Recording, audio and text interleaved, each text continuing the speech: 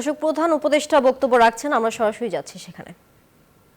আমরা আর পচন নয়, আমরা সুস্থ জাতি হিসেবে, সবল জাতি হিসেবে দাঁড়াতে চাই।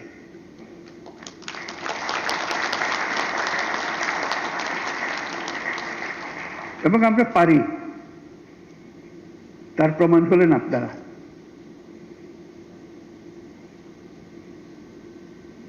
আপনাদের অনেকে এখন অনেকে এখানে আছেন যারা এখন ফার্স্ট জেনারেশন শিল্পপতি, অনেকে এখন সেকেন্ড জেনারেশন শিল্পপতি এসছেন।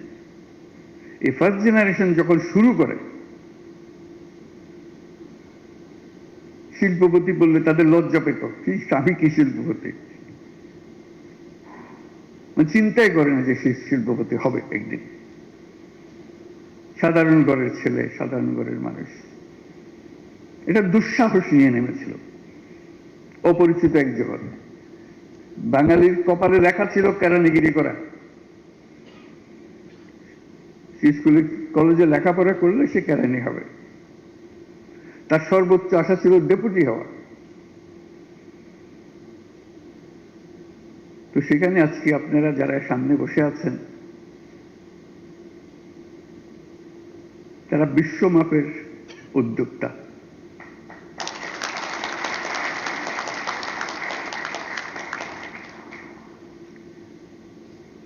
এই বিশ্বমাপের উদ্যোক্তা ওই যুবককে যে প্রাণ দিয়েছে, তার কাছে কি শপথ নেবে, কি বলতে চাই? তুমি প্রাণ দিয়েছ, তোমার প্রাণের বিনিময়ে তুমি আমাদেরকে সুযোগ করে দিয়েছ, যে সুযোগ আমাদের কাছে ক্রমেই বন্ধ হয়ে আসছিল। সেই সুযোগ নিয়ে আমি তোমার স্বপ্ন বাস্তবায়ন করব। যে স্বপ্নের পেছনে গিয়ে তুমি প্রাণ দিয়েছ, সেই নতুন বাংলাদেশ গড়ার, সে নতুন বাংলাদেশ গড়বই। এই হবে আমাদের শপথ।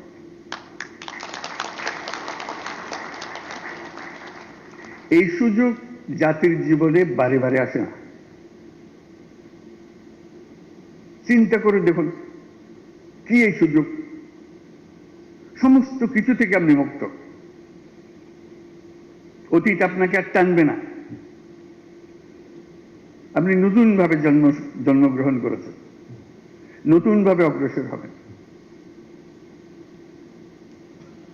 নতুন করে যেই স্বপ্ন তারা আমাদের মনে জাগিয়ে দিয়েছে, সেটা যদি আপনার মনে রেখাপাত করে, তাহলে সেই স্বপ্ন পূরণে আপনিও শরীক হবেন। এটাই তো বিষয়।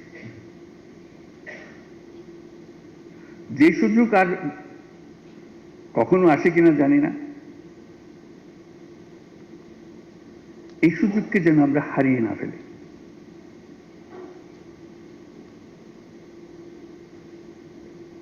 এই সুযোগ হারিয়ে ফেললে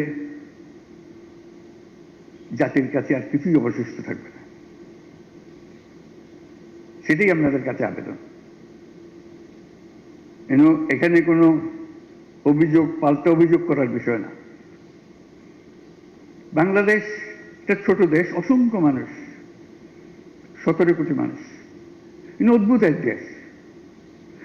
সবাই সবাইকে চেনে।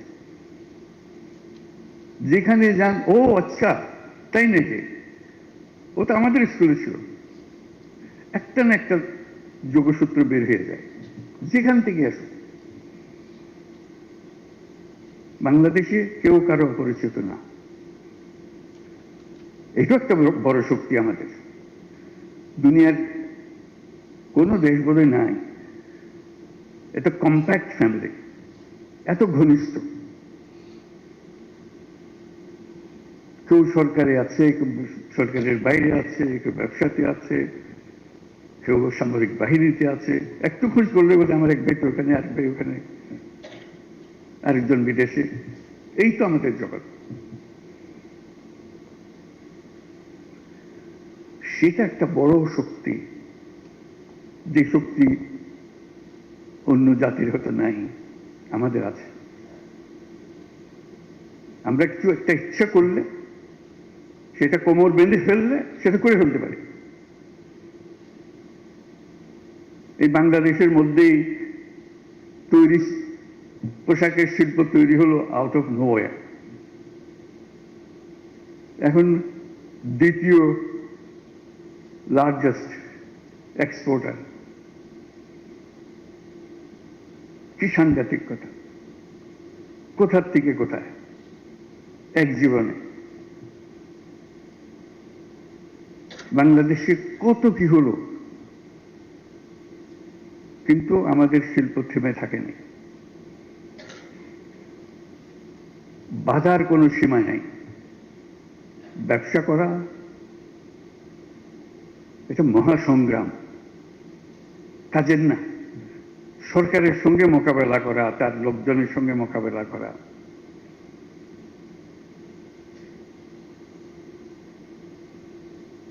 আজকে আমরা একযোগে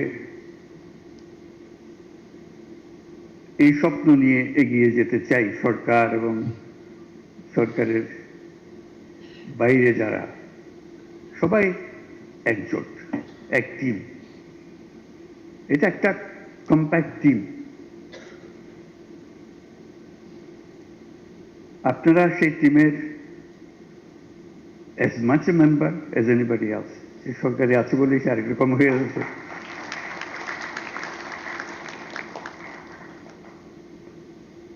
কিছুদিন সময়, আমরা সারা জীবন ধরে হবে কিনা জানি না, যে কোন সময় আমরা এই দায়িত্বে আছি, আমরা টিম হিসেবে কাজ করতে চাই, যাতে যে আজকে যে 2 নম্বরে আছি, কি করে আমরা 1 নম্বর হব। আমাদের মেয়াদকালে যদি আপনারা 1 নম্বরে নিয়ে যেতে পারেন, আমরাও স্মরণ করবো যে যাক বাবা একটা কিছু করছি।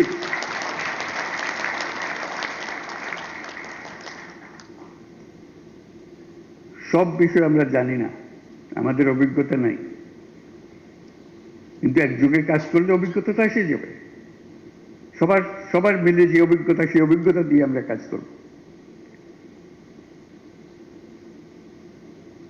যে উত্তরণটা হচ্ছে, যেই নতুন পুরনো বাংলাদেশ থেকে নতুন বাংলাদেশের যে উত্তরণ, সেটা কঠিন কাজ, কিন্তু মন ঠিক করে ফেললে সেটাও উত্তরণ করা যায়, সেটাও পার হওয়া যায়। সেটা কিভাবে পার হব, যে পুরনের যে বর্ণনা একটু আগে আপনারা শুনলেন, যেগুলোর সঙ্গে আমরা বোঝাপড়া করার চেষ্টা করছি, সেখান থেকে যাতে দ্রুত আমরা উত্তরণ করে আসতে পারি, যাতে যেই স্বপ্ন বাস্তবায়নের দায়িত্ব আমরা সবাই মিলে পেয়েছি, সেই স্বপ্ন যেন বাস্তবায়ন করে ফেলতে পারি। আমরা আজকে ধর্ণা দিই ব্যবসায়ীদের কাছে, যারা ইউরোপে আছে, আমেরিকাতে আছে, তাদের কাছে আমাদের ফরিয়াদ নিয়ে গিয়ে কি করতে হবে, কি করতে হবে। তারাও কৌতূহল নিয়ে দিকে আছে আমাদের এখানে কি হচ্ছে। তাদেরকে আমরা ডেকে আনতে পারি এখানে, আসুক, তোমরাও শরীক হও এর মধ্যে। আমাদেরকে সুযোগ দরকার, যাতে করে আমরা যে পরিধিতে আছি সেই পরিধির উপরে, আরো উপরে চলে যেতে পারি। এবং যে সমস্ত সুযোগ সুবিধা আমাদেরকে এখনো দাও নাই, বরং কথা হচ্ছে যদি আমরা লো ইনকাম কান্ট্রি থেকে মিড ইনকাম কান্ট্রিতে চলে যাই, তাহলে অনেক সুযোগ সুবিধা হারিয়ে ফেলবো। কিন্তু সেই প্রতিযোগিতায় শক্ত প্রতিযোগী হওয়ার জন্য আমরা সামর্থ্য অর্জন করতে চাই, আমরা পেছনে থাকতে চাই না। সেজন্য তাদের সঙ্গে যোগাযোগ করা, তাদের সঙ্গে কথাবার্তা বলার জন্য আমি একজন বিশেষ দূত নিয়োগ দিয়েছি। লুৎফে সিদ্দিকী আছে কিনা এখানে, জানি না, আসতে পারে না বলে। তার কাজই হলো শুধু আপনাদের কাছে যাদের যাওয়ার কথা, আপনাদের কথা যাদের শোনার কথা, শোনাতে পারছেন না, সুযোগ হচ্ছে না, সে যাবে তাদের কাছে আপনাদের পক্ষ থেকে। দরজা খোলার জন্য, কথাবার্তা শুরু করার জন্য,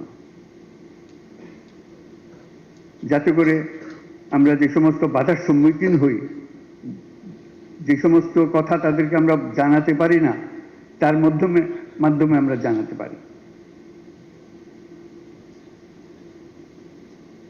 আশা করি সে এই কাজে সফল হবে। তার সঙ্গেও আপনাদের পরিচয় করিয়ে দেওয়ার সময় আপনার জেনে নেবেন। আমরা এই পথে রওনা হলাম, যেটা আমরা শহীদদের যে স্বপ্ন, সেই স্বপ্ন বাস্তবায়ন করার জন্য আমরা অঙ্গীকার করলাম। তারপর বাকিগুলো হলো যে এই যে এসে গেছে লুৎফে, তোমার কথা একটু বলতেছি, এই যাক পরে তার সঙ্গে আলাপ করে নেই।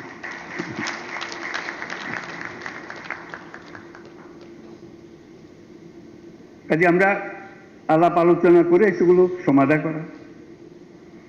গতকাল একটা কথা বলেছি আমার বক্তৃতায়, যে সংস্কার শুধু আমাদের করলে হবে না, শুধু সরকারের উপরে ছেড়ে দিয়েন না, সবাই মিলে সংস্কার করি, যেটা যেখানে দেখেন। এটা আত্মজিজ্ঞাসা, কিচ্ছু না। আত্মজিজ্ঞাসা যে এটা না করলে বোধহয় দেশের জন্য ভালো হয়, সেটা থেকে মুক্তি পাওয়া, বেরিয়ে আসা, যে এখন থেকে আমি করব না, এই ছেলেগুলোর দিকে তাকিয়ে আমি এটা পরিত্যাগ করলাম।